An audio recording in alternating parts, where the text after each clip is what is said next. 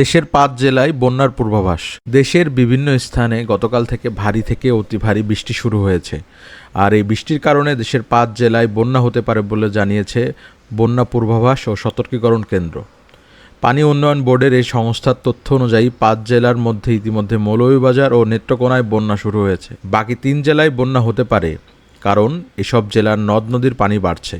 এর মধ্যে এখন যে বৃষ্টি আছে তা আরও অন্তত ৫ দিন থাকতে পারে বলে বৃষ্টির পূর্বাভাসে বলা হয়েছে। মৌলভীবাজার, নেত্রকোনা, সিলেট, হবিগঞ্জ ও সুনামগঞ্জ জেলার নিম্নাঞ্চলে বন্যা পরিস্থিতির সৃষ্টি হতে পারে। নিয়মিত ওয়েদার আপডেট, আবহাওয়ার খবর পেতে আমাদের চ্যানেলটি সাবস্ক্রাইব করুন এবং আপনি কোন জেলা থেকে এই ভিডিওটি দেখছেন কমেন্ট করে আমাদের জানান।